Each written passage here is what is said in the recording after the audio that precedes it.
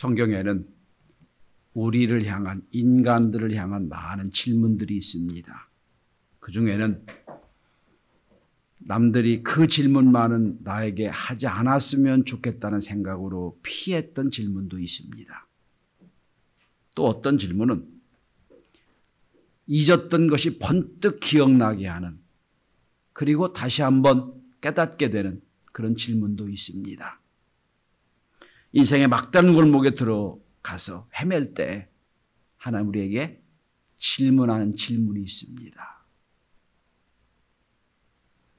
예를 들어 성경에는 대표적인 질문이 여러 가지가 있는데 그 중에 첫 번째 나오는 질문이 뭡니까? 성경에 아담아 내가 어디 있느냐는 질문이에요. 죄 짓고 하나님께 도망했던 아담에게 내 삶의 자리가 어딨냐 물으시는 질문. 그리고 첫 번째 형제를 살인했던 가인에게 오셔서 하는 질문입니다. 내 아우 아벨이 어디 있느냐 하는 질문. 반면에 큰 문제를 앞에 놓고 하나님 환상을 보여주시면서 이런 질문도 하십니다. 예레미야야 네가 무엇을 보느냐는 질문도 있어요. 부활하신 예수님을 보면서도 떠나 옛날적으로 돌아갔던 베드로에게 오셔서 그날 밤도 하루 종일 그물질했지만 잡지 못한 어부 베드로에게 오셔서 이 질문도 하십니다. 얘들아 잡은 것이 있느냐 질문도 하세요. 성경에는 위대한 질문들이 많이 있습니다. 살다 보면 우리는 예외 없이 인생의 궁극적인 질문 앞에 서게 될 때가 있습니다. 오늘도 그 질문 중에 하나입니다. 상대성 이론을 발표한 아인슈타인 박사가 이런 말을 했습니다. 질문에 대해서. 만약 내가 문제를 해결해야 될 시간이 주어진다면, 1시간이 주어진다면 나는 먼저 55분 동안을 질문을, 올바른 질문이 무엇인지를 알아내는 데 집중하게 될 거다. 5분이면, 질문을 분명히 알았다면 5분이면 그 해결한 답이 있기 때문이다 라는 말을 했어요. 질문이 무엇인지를 아는 것이 중요하다는 겁니다. 서울대 종교학과 교수였던 배철원 목사는 신의 위대한 질문이라는 책에서 이런 말을 합니다. 질문이란 한 단계에서 다음 단계로 넘어가기 위한 문지방이다. 미지의 세계로 진입하게 되는 안내자다. 우리는 매 순간 전혀 경험해보지 못했던 미지의 세계에 들어선다. 질문은 지금까지 매달려온 신념이나 편견을 넘어서고 낯선 시간과 낯선 장소, 낯선 가치관과 맞이하는 진실한 자신을 발견하게 하는 순간이다. 그랬어요.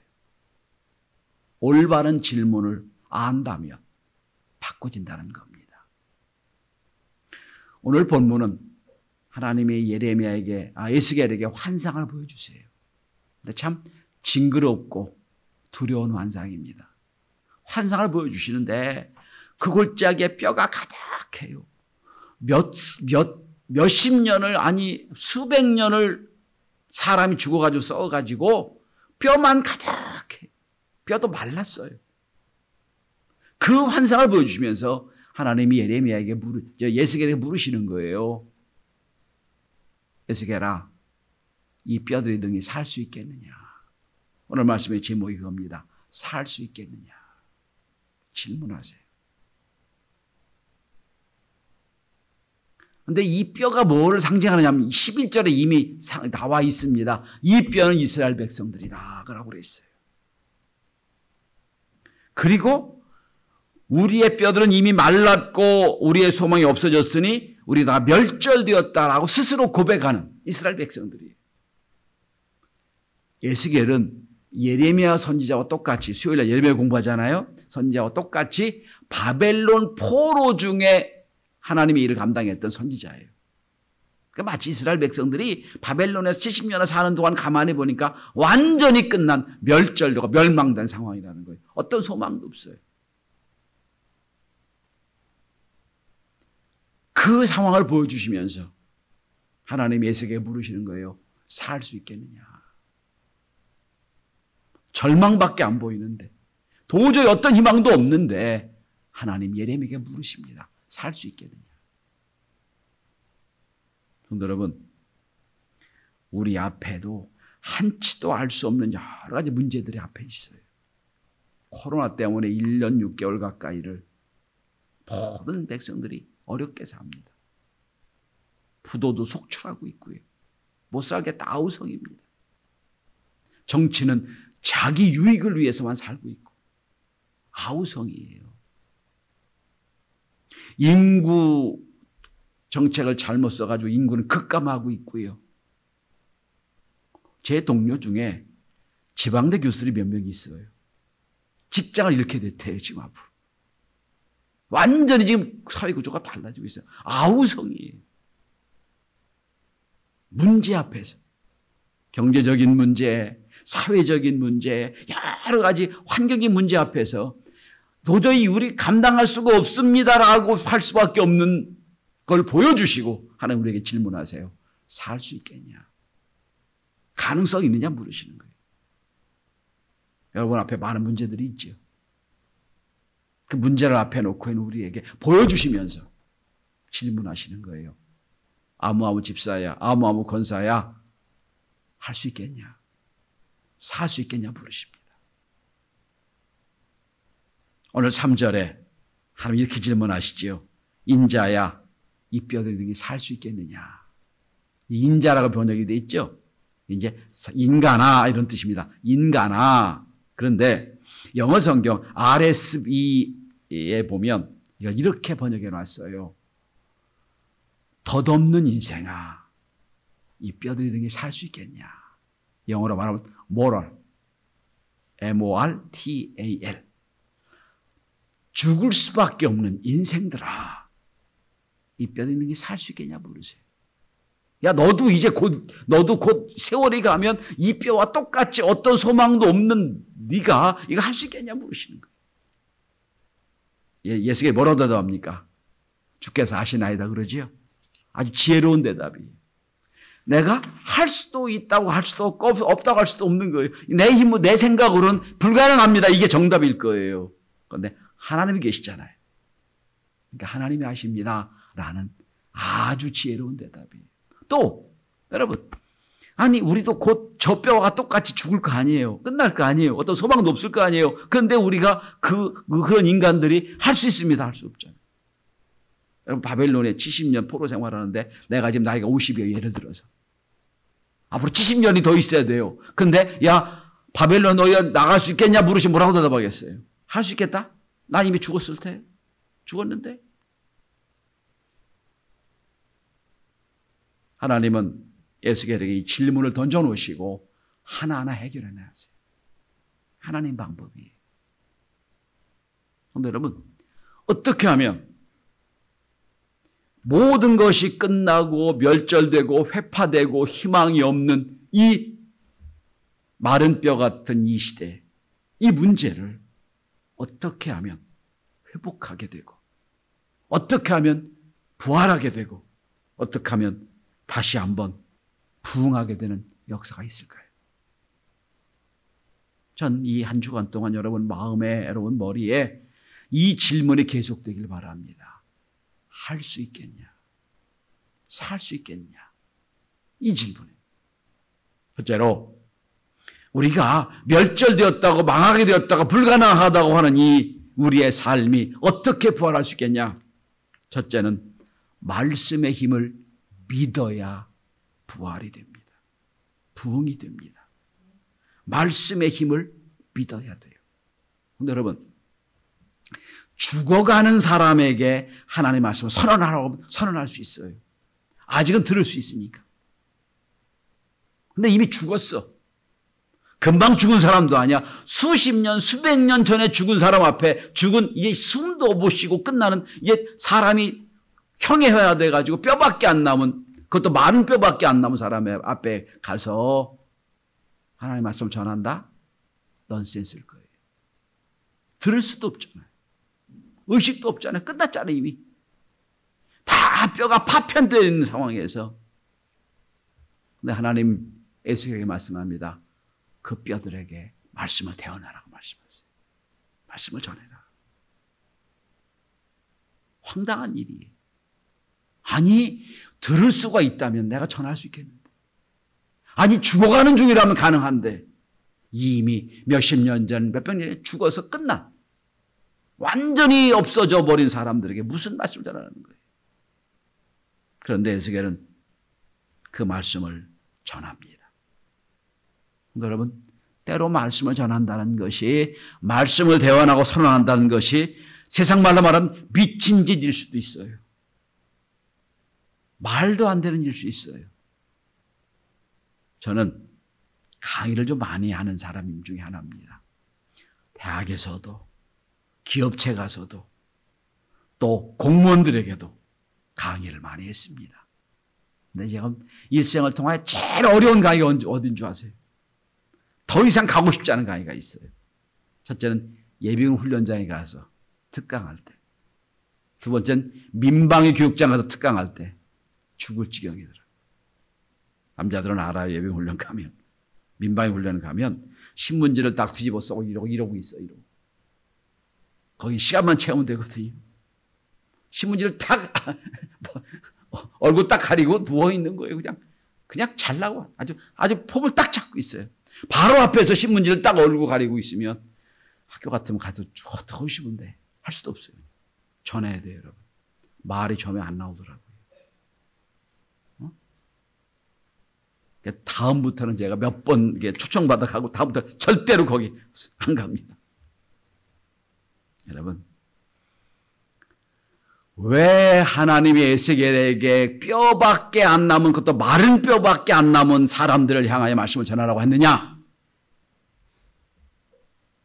첫째는 오늘 이 말씀을 전할 때는 이 확신이 있어야 돼요. 하나님이 천지를 말씀으로 지으셨다. 이 믿음이 있어야 돼요. 그 말씀을 내가 전한다는 거예요.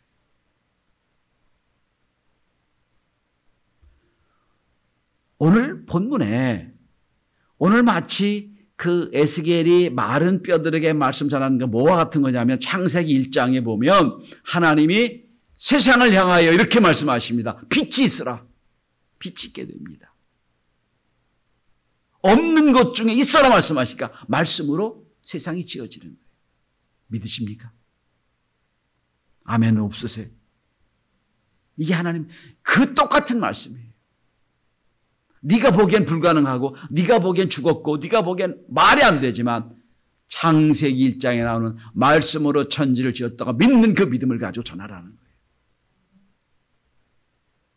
여러분, 혹시 주일 대회긴 하지만 성경 한 절만 펴보십시다. 요한복음 5장 25절을 펴보세요. 그리고 함께 읽었으면 좋겠어요. 아주 중요한 구절입니다. 이게 오늘 에스겔이나 오늘 우리 시대에 죽어가는 사람들에게, 이미 소망이 없다고 하는 사람들에게 그래도 말씀을 전해야 되는 근거와 이유가 됩니다. 요한복음 5장 25절 다 펴보셨죠? 예, 신약성경 151쪽입니다. 시작. 진실로 진실로 너에게 이르노니 죽은 자들이 하나님의 아들의 음성을 들을 때가 오나니 곧 이때라. 듣는 자는 살아나리라. 듣는 자는 살아나리라. 여러분, 지난주에 우리 미문 곁에 앉은 매기를 봤죠? 앉은 매기 봤어요. 베드로와 요한이 그를 잡아 일으킵니다. 그러면서 말씀합니다. 주 예수의 이름으로 일어나 걸으라. 그 순간 한 번도 듣지 못했던 이 앉은 뱅이의 귀가 열려요. 들려져요. 그리고 잡아 일으켜집니다. 그러면서 자기가 앉은 뱅이였고 한 번도 걷는 게 뭔지 모르다는 걸 잊어버려요. 듣는 자 살아나는 거예요. 그래서 말씀 전하는 거예요. 그래서 성도 여러분, 가능하면 우리는 내가 좀 피곤하고 어렵고 힘들어도 말씀을 들을 수 있는 기회를 자꾸 만들어야 돼요. 왜냐? 어느 순간 말씀이 들리거든요. 어느 순간. 죽은 자도 말씀을 들으면 살아난다고 했는데. 우리의 영이 살고 우리의 문제를 해결하는 첫 번째 방법이 있다면 하나님의 말씀을 듣는 겁니다. 그래서 여러분, 제가 늘 그런 말씀드리잖아요. 기도도 그렇게 많이 하시죠. 들을 수 있는 게 은혜고 축복이다. 들려지는 게 은혜다 하는 거예요. 들려지는 게 은혜예요. 자, 하나님이 그 마른 뼈와 그득한 에스겔 골짜기의 마른 뼈들이 하나님 말씀합니다. 에스겔아, 말씀을 대언해라. 대언했어요. 그랬더니 뼈들이 다 연결됩니다. 쫙 서는데, 여러분 뭐가 생각하시냐면 레고 블록 갖고 사람 만들어 생각하시면 될 것 같아요. 뼈가 쫙 서서 사람이 딱 됐어요. 그런데 모양은 있는데 생명이 없어요. 모양은 있어요. 탁탁탁탁 말씀을 따라 쫙 서는데 생명은 없어요. 거기 힘줄이 생기고 가죽이 생기고 딱 서는데 모양은 딱 되는데 사람이 없어요. 사람이 아니에요. 생기가 없어요. 두 번째 살리는 비결, 성령의 역사 해야 됩니다. 성령의 역사. 말씀을 대언하니까 쫙 사람 모양이 되어버렸어요. 생기는 없어요. 그랬더니 여러분 9절입니다. 9절. 두 번째 하나님이 명령하세요. 이렇게 명령하십니다. 인자야 너는 생기를 향하여 대언하라. 생기에 대하여 대언하여 이르기를 주 여호와께서 이같이 말씀하시기를 생기야 사방에서부터 와서 이 죽음을 당한 자에게 불어서 살아나게 하라. 생기야 사방에서 와서 이 죽어간 자에게 생명을 있게 하라 말씀하세요. 여기 여러분 생기라고 번역된 단어가 루하흐라고 하는 히브리 단어입니다. 이 단어는 영어로 스피릿, 영, 그 다음에 와인드, 바람, 혹은 브레스, 호흡이란 단어입니다. 에덴 동산에서 하나님이 인간을 흙으로 지으시고 맨 마지막에 하신 게 뭐죠? 코로 숨을 불어넣었더니 생명이 됐다고 말씀하세요. 바로 그 단어예요. 생명을 불어넣었다. 이게 성령의 역사와 똑같은 거예요. 루아흐라는 단어. 성령입니다. 여러분 지난주도 말씀을 함께 나눴지요. 부활을 보았던 베드로, 부활을 예수의 십자가에서 피난당했던 것을 손으로 만지기까 했던 도마도 예수님 부활을 봤지만 다 옛날로 돌아가 버렸어요. 부활 사건이 내 사건이 되지 못했던 거예요. 그런데 성령 받고 나서 인생들이 바뀌잖아요. 부활이 내 사건이 됩니다. 주님이 부활했으면 나도 부활할 거다. 이게 성령의 역사예요. 믿어지게 하고 확실하게 하고 담대해지는 거예요. 지난주 말씀드렸잖아요. 성령 충만과 늘 함께 나오는 단어가 담대이라는 단어다. 오늘 똑같아요, 여러분. 자, 여러분. 지금 생기에게 명령하니까 생기가 다 사방에서 와가지고 영의 역사가 일어나는데 극히 큰 군대가 됩니다. 살아있는 군대가 돼요. 에스겔이 지금 환상을 보고 있는 거예요. 여러분, 오늘 한국 땅에도 많은 교회들이 있는데 다 뭐 같은 교회냐면 말씀만 듣고 모양만 있는 교회들이 많아요. 모양은 있어요. 생명이 없어요. 주일날 왔다 갔다 해요. 근데 그 속에 생명은 없어요.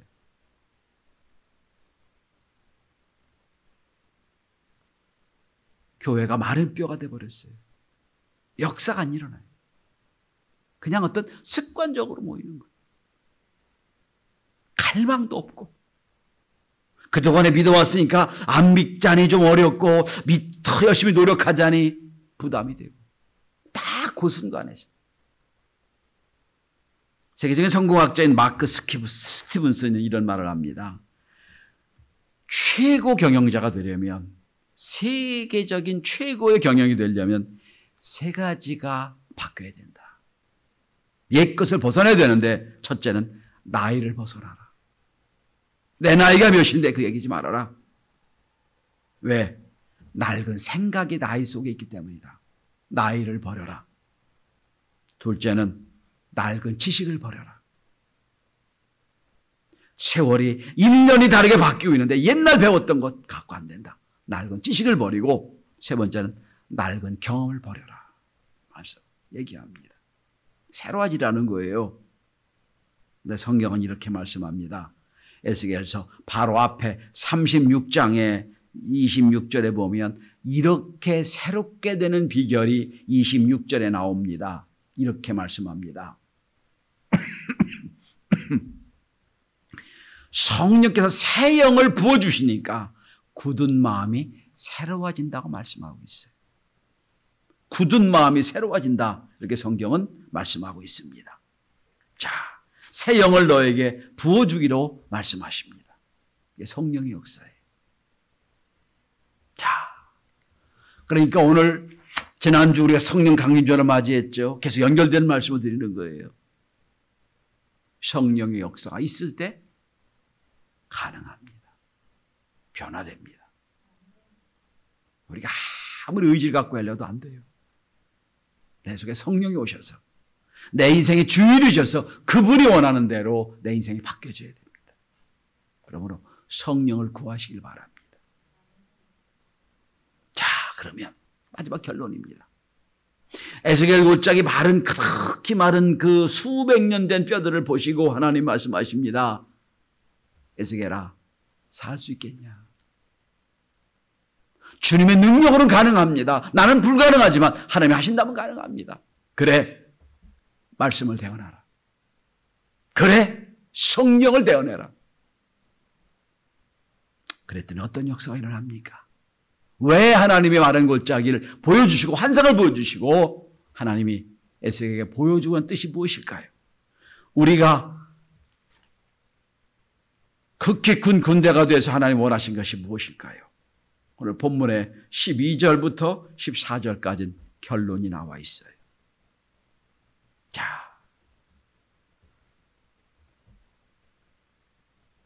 12절입니다.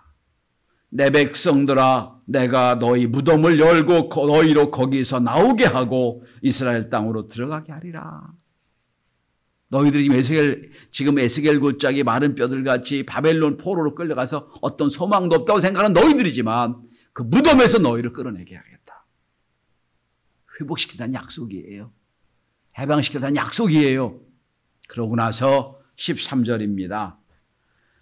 내 백성들아, 내가 너희 무덤을 열고 너희로 거기서 나오게 한즉 너희는 내가 여호와인 줄 알리라. 이거예요. 너희는 그제서야 내가 여호와인 줄 알리라. 이게 무슨 뜻이에요? 역사의 주관자가 너희가 아니라 나다. 인정하라는 거예요.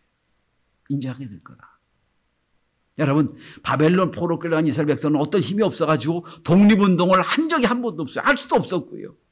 그냥 역사에 끌려갔던 거예요. 하나님이 그 역사를 확 뒤집어 놓은 거예요.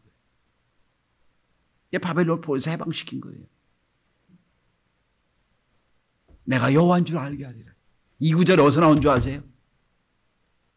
출애굽기에서 이스라엘 백성이 홍해를 건너갑니다. 그리고 출애굽하죠. 하나님 이렇게 말씀하십니다.